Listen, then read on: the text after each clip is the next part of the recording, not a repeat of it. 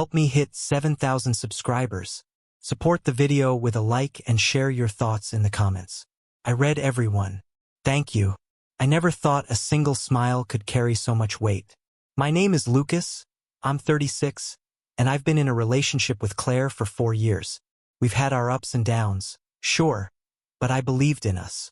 I believed that love, the real kind, meant navigating the rough patches together, laughing at the bad jokes, and forgiving the occasional slip. And for a while it did. Claire was magnetic. She had this way of walking into a room and commanding attention without even trying. Her laughter was loud, infectious, and somehow made everything lighter.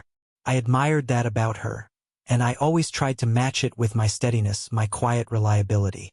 I wasn't the loudest guy in the room, but I kept my promises, paid my bills on time, and always showed up when she needed me. At least I thought I did. It wasn't until that Thursday evening that I realized how fragile even the strongest relationships could be. She had invited me to dinner. Just dinner. Casual, she said. Nothing special, she said. But then, she added something that made my stomach knot. It's with my ex. I froze. For a moment I couldn't speak.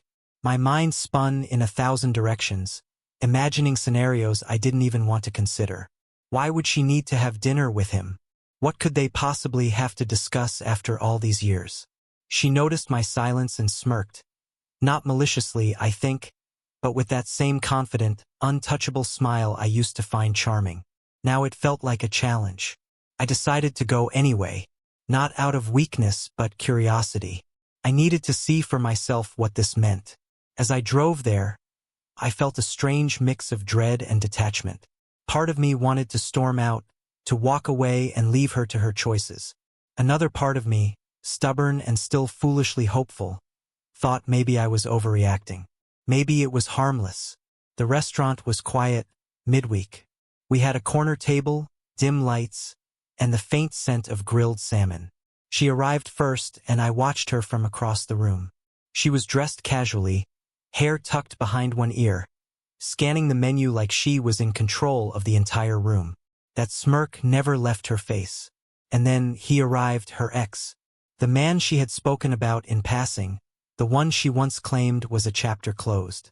Seeing him, seeing her light up just slightly when their eyes met, something inside me twisted. We ordered. I tried to keep my tone neutral, engaging, like I wasn't aware of the tension simmering beneath our conversation. She made small talk, asked about work, mutual friends, and then the subtle references began. Little inside jokes, the kind that only two people with shared history could laugh at. And she laughed. Not politely, not as a courtesy. It was the laugh I used to get when I said something witty or thoughtful. And it wasn't for me. I forced myself to smile. I even chuckled at one of her remarks, out of habit, out of conditioning. My heart raced, and a cold clarity began to creep in. Every ounce of doubt I had about our relationship, every unspoken insecurity, suddenly found its proof. She didn't need to hide it. She didn't need to explain. That dinner, that simple act of meeting him, was a signal. She was still emotionally tethered to someone else, and I had been clinging to the illusion that I was enough. Part of me wanted to interrupt, to demand explanations, to unravel everything in that moment. But another part, quieter and sharper, whispered that I didn't have to. That sometimes, the strongest response is the one that requires no words. So I laughed. Not nervously, not out of insecurity. I laughed with the kind of calm detachment that comes from finally seeing something clearly. The tension in the air shifted, not because she noticed, but because I did. The rest of the meal passed in a blur of polite conversation, but my mind was elsewhere. I watched her gestures, her glances, her subtle leaning towards him when she spoke, and I realized that I was wasting my time, my energy, my presence on someone who had already made her choice. She had already decided who she wanted in her life, and it wasn't me. Not anymore. By the time dessert came, I had made up my mind. I didn't need a confrontation. I didn't need a dramatic exit or a long, drawn-out argument about who cared more or who was right. I simply knew that I deserved better than to occupy a space in her heart that she had already given away. I sipped my coffee, smiled politely, and let the silence speak louder than any words I could muster. It wasn't easy. My chest felt heavy, my thoughts tangled with years of affection, moments shared, and memories I couldn't erase. But amidst the discomfort, a strange sense of relief started to bloom. Clarity has a way of being painful and liberating all at once. And in that quiet, I realized that laughter, my calm, controlled laughter, was the first step towards reclaiming my dignity. By the time I stood to leave, she looked at me, expecting some reaction. Maybe a flare of anger, or hurt, or a desperate question. She got none. I simply nodded, offered a small smile, and walked out the door. In that moment, I knew that whatever came next, whatever stories we told ourselves about love and loyalty, one thing was certain. I was done chasing someone who had already left me emotionally, if not physically. The cool night air hit me as I stepped out of the restaurant. My chest, still heavy from the realization, began to feel lighter with each step. It was strange how quickly clarity could strip away the illusions we cling to. For years, I had measured my worth against her attention, her laughter, her approval, and now I saw that none of that defined me. Not really. I didn't rush to my car. I walked slowly, letting the city lights blur around me. Thoughts kept replaying fragments of the dinner, her smirk, the way he leaned in when she spoke, the subtle tension I had ignored for too long. And yet, amidst that swirl of emotions, I found a quiet, almost stubborn, determination. I wasn't angry. I wasn't bitter. I was simply done. Driving home, memories surfaced in rapid succession. Our first date at that little Italian place downtown, the way she reached for my hand during the movie, the weekend trips we had taken just to escape the city for a while. I had loved her with everything I had, and now I understood that love wasn't always enough. Sometimes, no matter how steady, how loyal, or how present you are, the other person isn't in the fight with you. And that's not a reflection of your value. It's just the truth. By the time I reached my apartment, I felt strangely awake, alert, as if a fog that had been pressing on me for months had finally lifted. I didn't call her, I didn't text, I didn't wait for a message that would never come. I poured myself a glass of water, sat on the edge of my couch, and let myself breathe. It was a small act, but it felt monumental. It was the first time in weeks that I hadn't been trying to earn someone else's affection, trying to convince them that I was enough.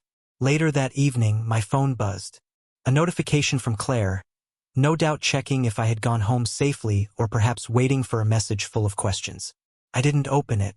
For the first time, I realized that silence could be more powerful than any confrontation. Silence didn't need explanation. Silence didn't plead. Silence simply existed, and in that existence I found freedom. I spent the night reflecting on what I had tolerated and what I had ignored. The small dismissals, the subtle gestures, the moments when her attention wasn't mine, all added up. They didn't hurt because of what she did. They hurt because I allowed them to matter more than I allowed myself to. And now, for the first time, I decided to let that go. Over the next few days, I noticed changes in myself that I hadn't anticipated. My mood, once tinged with frustration and insecurity, stabilized. My energy, previously spent on worrying about her feelings and reactions, was now my own. I reached out to friends I hadn't spoken to in months, laughed without restraint, and focused on work with renewed clarity. It wasn't about proving anything to her. It was about proving to myself that I could exist fully, freely, and confidently, independent of someone else's approval. Claire reached out eventually, of course. A text, brief, casual, but with a trace of expectation. I read it, smiled faintly, and didn't respond. Not out of cruelty, but out of choice. I had already made my statement with my actions. My laughter at that dinner, my calm departure, my silence. It all conveyed exactly what words could not. That I valued myself enough to walk away without drama, without begging, without compromise on my dignity. In hindsight, the dinner was never about her ex. It was about the boundaries she had already crossed emotionally without even realizing it. It was about the years I had invested in someone whose heart had drifted elsewhere. And it was about the moment I finally realized that love is not about holding on when the other person isn't there. but about knowing when to let go.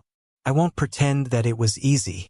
The first few nights afterward, I replayed her laughter, the smirk, the casual ease with which she interacted with someone else. But even in those moments of longing, I felt a growing sense of pride. Pride in my decision. Pride in my refusal to diminish myself for someone who wouldn't meet me halfway. That pride, that clarity became the foundation of my peace. Months have passed since that dinner. I still remember it vividly, like a snapshot etched into my mind. Not because it was dramatic or catastrophic, but because it was honest. Honest in a way that relationships often aren't.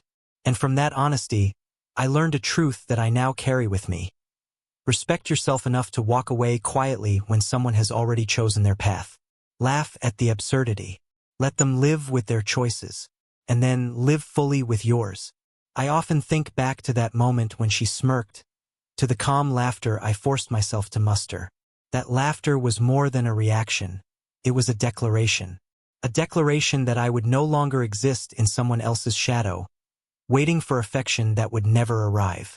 A declaration that I was done, not with love itself, but with being diminished by someone who no longer valued it. And that, I realized, was freedom.